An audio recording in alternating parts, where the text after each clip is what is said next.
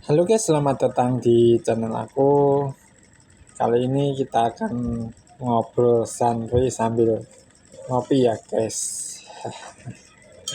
Daripada mumet sirai mikir keadaan air-air iki, malah tambah mumet. Yuk kita ngopi dulu bentar. Karena kalau kita lihat bangsa Indonesia belakangan ini ya, terutama beberapa gereja tertentu ya guys. Rasanya perlu banyak-banyak ngopi supaya nggak ikut-ikut kepalanya cekut-cekut.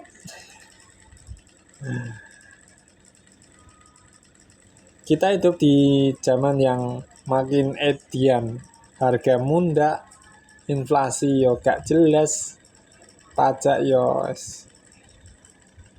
tambah larang.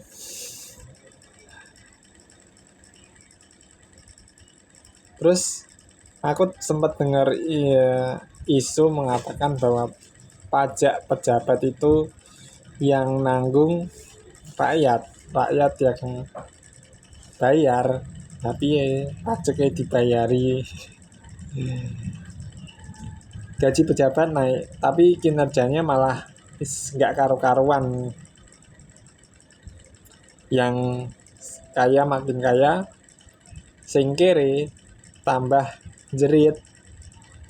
Ya, pejabat pun juga sibuk mencari pencitraan. Ya, terutama pembenaran ya guys. Banyak video-video yang beredar di media sosial itu, ya kalian bisa menilainya sendirilah. Sedangkan rakyat sibuk cari makan. Nah, mirisnya semua ini dianggap normal, padahal zaman dulu itu pun ada nabi yang namanya Habakuk itu dalam perjanjian lama bilang, sampai kapan ya Tuhan aku berteriak, tetapi tidak kau dengar. Aku berseru kepadamu penindasan, tetapi tidak kau luputkan. Itu aku ambil dari Habakuk 1 ayat 2. Lihat aja, korupsi merajalela, uang rakyat dikuras buat proyek bancaan, bansos saja dijarah, disunat dari atas, bansos 1 juta sampai ke bawah tinggal 10.000, repot ini.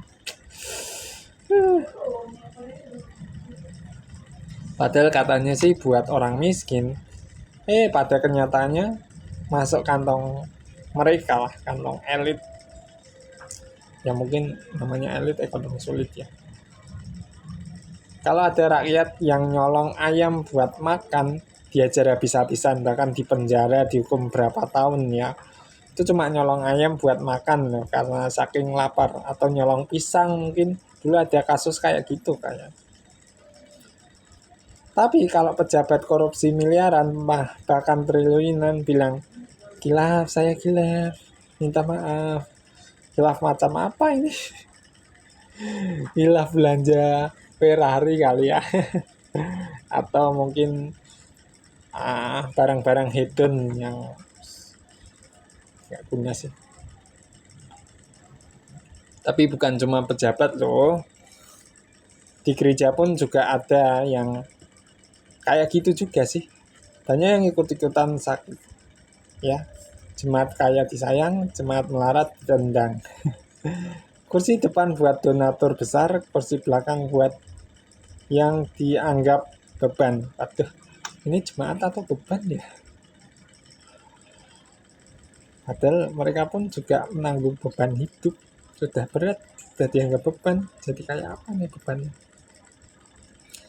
Kalau nggak bisa store persembahan gede, dianggap nggak rohani. Kalau nggak kuat ikut arus, dicap sesat.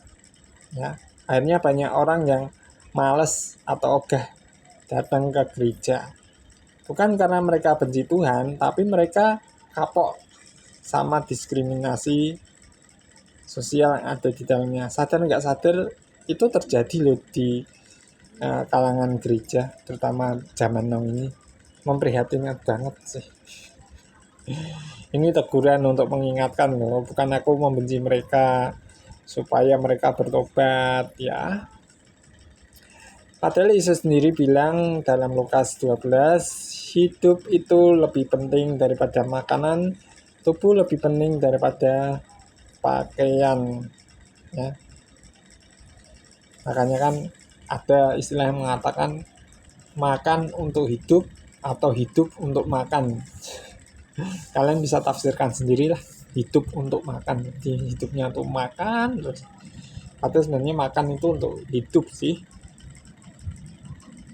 Dan dia datang bukan buat ngitung amplop atau kolektor, tapi untuk mencari domba yang hilang.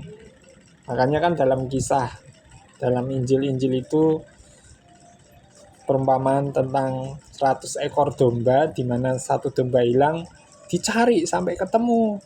Setelah ketemu, diadakan pesta. Yang 99 ditinggalin. Tapi sekarang malah kebalik tuh. Domba yang hilang dituku melawan gembala. Ya. Gereja jadi kayak perusahaan, fokus pada pemasukan bukan penyelamat. Ironis banget ya. Dan ini fenomena ini terjadi dan benar-benar terjadi.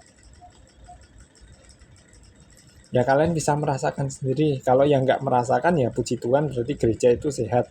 Tapi kalau yang merasa demikian ya perlu dievaluasi sih dan didoakan supaya bertobat atau keluarlah daripadanya, daripada nanti tambah sengsara, tersiksa, iman kita nggak bertumbuh, diperas terus. Kadang aku ya mikir gini, Yesus kalau lagi datang ke gereja kita, mungkin dia bilang ini rumah doa atau rumah transaksi, ya kan? Dulu dia jungkir balik meja penukar uang di Bait Allah. Sekarang mungkin dia jungkir balik meja persenan sama proposal pembangunan gedung megah. Karena hati umat yang remuk malah diabaikan. Nah ini lebih mengutamakan.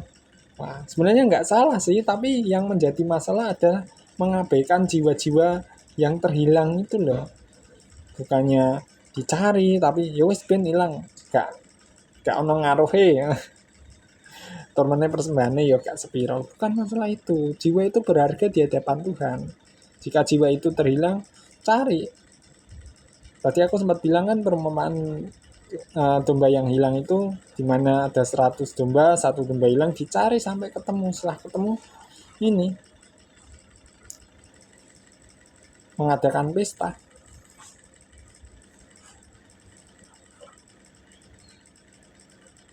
Nah ini kan dalam Alkitab sendiri juga tertulis 1 Timotius 6 ayat 8 yang bilang asal ada makanan dan pakaian cukuplah ya. Lalu Ibrani 13 ayat 5 bilang cukupkanlah dirimu dengan apa yang ada. Tapi kita gak pernah ngerasa cukup.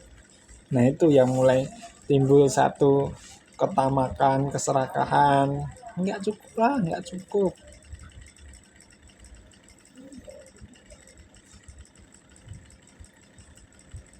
Semuanya serakah. Ya, serakah, tamak, rakus.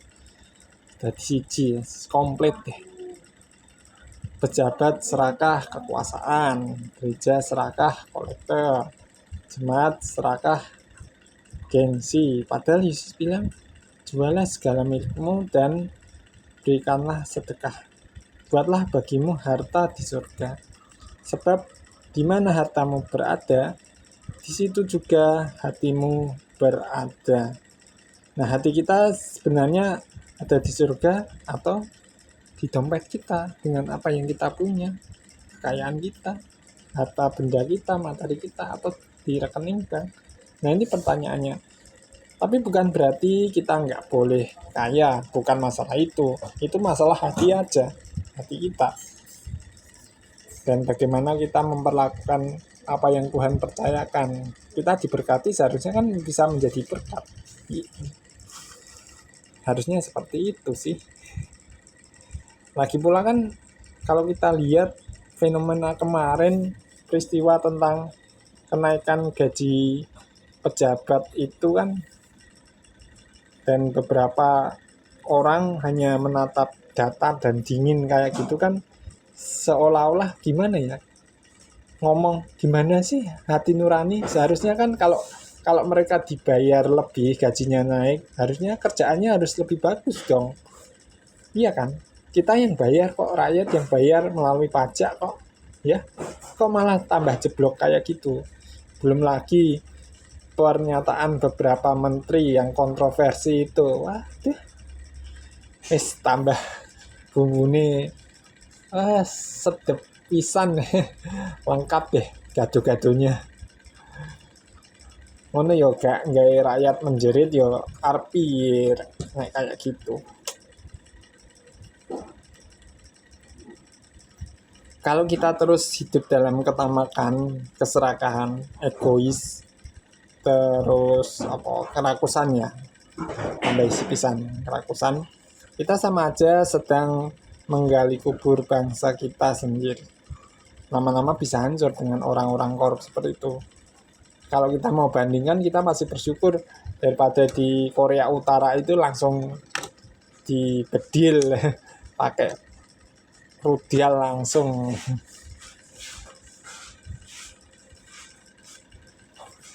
Tapi kalau kita mau kembali ke hati Tuhan, hidup sederhana, mencukupkan dengan apa yang ada, dan peduli sama sesama, itu baru tanda pertobatan sejati. Jadi, mari kita belajar berkata, cukup dengan yang ada, cukup karena Tuhan selalu ada, dan jangan tunggu dihantam krisis lebih parah baru sadar. Makanya ayo bertobat dari sekarang ya, sebelum semuanya terlambat. Jadi ya ini sebagai satu evaluasi dan refleksi. Dan aku mohon maaf kalau video ini aku buat itu bukan untuk memprovokasi atau memperparah keadaan ya, tapi justru kita berpikir kritis dan bersikap bijak ya, dan tetap tenang melihat keadaan yang ada sekarang. Aku ngerti sih, aku juga rakyat masyarakat biasa kok, dan kalau berada di posisi yang seperti itu ya sangat sulit banget. Aku gung bayar kos pirang sasi ya, masih ada tanggungan kos yang harus aku bayar, padahal aku gung oleh monetisasi, tapi aku tetap bersyukur aja Tuhan yang memelihara, yang mencukupkan. Buktinya selama 37 tahun ini ya, penyertaan Tuhan itu sungguh luar biasa. Meski harus jatuh bangun, mengalami diabetes mellitus tipe 1, terus gak bisa lihat ya, yaitu semakin mendewasakan kita supaya kita tetap bertumbuh di dalam Tuhan dan semakin bijak dan semakin dewasa ya. Yuk mari kita tetap terus berdoa bagi bangsa Indonesia ini, supaya bangsa Indonesia ini maju dan berkembang, dan marilah kita bahu-membahu membangun bangsa ini secara positif ya guys, dengan kehidupan kita yang bisa menjadi berkat dan terang bagi bangsa Indonesia dan seluruh masyarakat Indonesia ini, supaya kedaulatan ini terjaga ya. Kedaulatan negara Republik Indonesia ini, NKRI, itu memang harga mati yang harus dipertahankan, dan Tuhan bisa melawat bangsa Indonesia. Dan kemarin aku sempat bilang ya, Tuhan nanti turun tangan. Waduh, repot nanti kalau Tuhan turun tangan, nggak tahu nanti bisa amburadulnya kayak apa, karena penghukuman Tuhan itu mengerikan. Jangan sampai itu terjadi. Makanya kita bertobat dan evaluasi diri, memperbaiki diri sendiri lebih baik daripada menyalahkan orang lain. Ini salah, ini salah, bahkan dikata-katain sak kebun binatang. Itu sih gini, ini sih enggak. Stop, enggak boleh gitu ya, Dik ya. Enggak boleh gitu. Jadi ya kita harus bisa semakin dewasa lagi. Dan harapanku secara pribadi supaya bangsa Indonesia ini terus maju. Ayo loh, bertobatlah. Nanti malah kalau udah Tuhan turun tangan, pas aku nggak bisa ngomong banyak deh. Mumpung sebelum itu terjadi, yuk kita bertobat.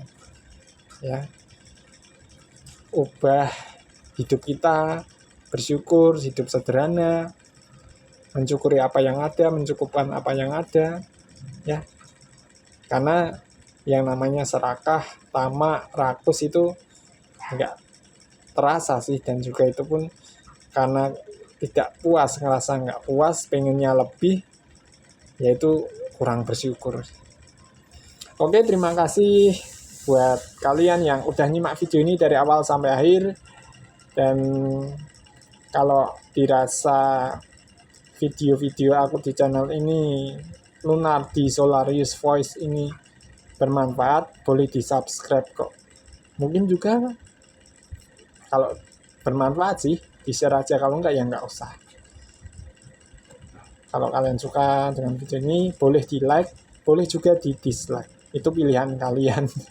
Kebebasan kalian. Dan ingat, mari kita senantiasa berpikir positif, bertumbuh menjadi dewasa, menyikapi dalam segala keadaan dengan kritis dan bijak ya.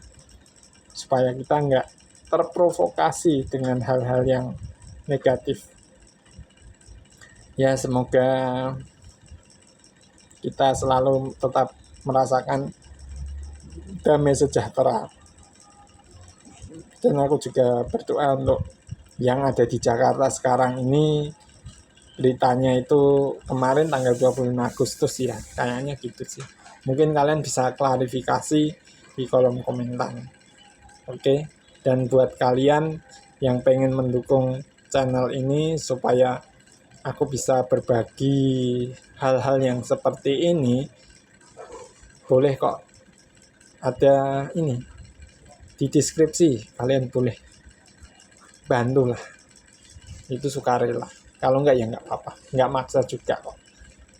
Bukan kayak pajak yang wajib harus dibayar, yang makin hari makin naik, enggak. Itu sukarela, tergantung dari kerelaan hati kalian. Oke, terima kasih banyak dan salam sukses, salam damai sejahtera, sukses untuk kita semuanya. Ya kira-kira gitu sih. Ya wes lah, wes.